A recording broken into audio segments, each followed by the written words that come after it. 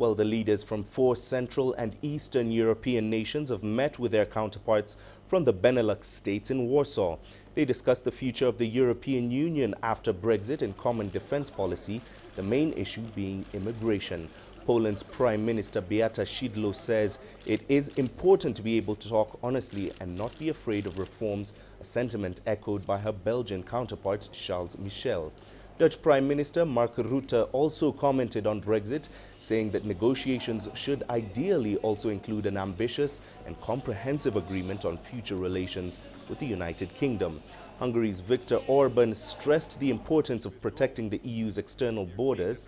The leaders of the 4 Central European states comprising Poland, the Czech Republic, Slovakia and Hungary also met at Warsaw Castle for a ceremony to mark the transfer of the group's presidency from Poland to Hungary. Nagyobb egyetértés volt, mint a belső dimenziót tekintve. We agreed that it would be best if we were able to separate migrants from refugees as early as possible, that we would have to sign an agreement with each transit country. We have agreed that there must be a common list of safe countries and countries of origin.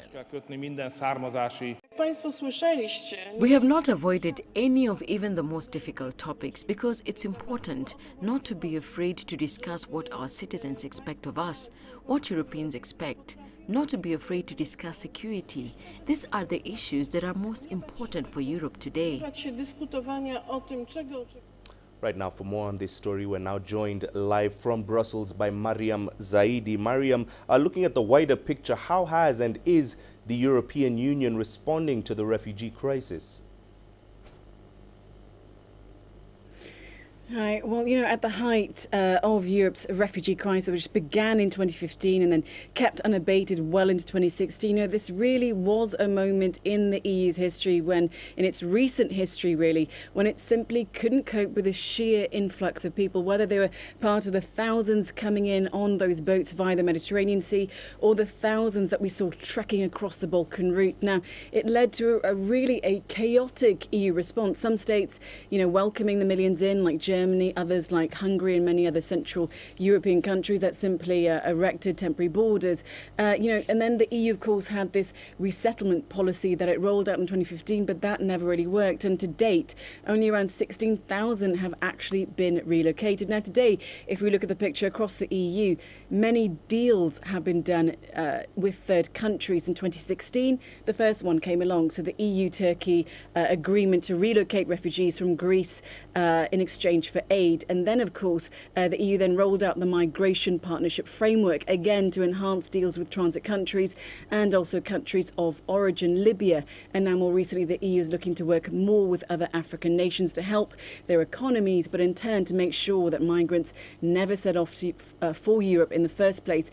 And all of these deals now seem to be working for the EU. And then, of course, there will be an EU leaders summit in Brussels at the end of the week where they will, of course, discuss migration policy and specifically the reform of the EU asylum policy.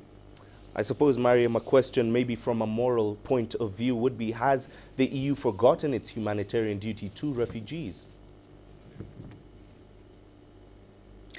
I don't think it has. I mean, we really mustn't forget that the EU, of course, is still to this day one of the biggest contributors in terms of humanitarian aid. In 2016 alone, it rolled out a development approach to forced displacement where over 80% of that year's budget was then directed to that aim. But also, Europe can't house all the nations of the world. It's just simply impossible, especially when you have 28 nation states with different opinions on a whole raft of issues.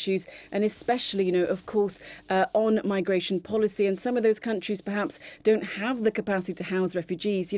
As you were talking about earlier, in Warsaw and Poland at this meeting of EU leaders from the Central European countries and Benelux countries who were meeting on Monday, the Visegrad group continues to talk about securing external borders and having safe lifts of countries and countries of origin, whereas then you have a different approach from the Netherlands and Luxembourg, part of the Benelux countries, who have met EU targets on relocation. So the EU response is always a mixed bag, but definitely, they have a policy where they want to help refugees. But, obviously today they understand where their limits lie.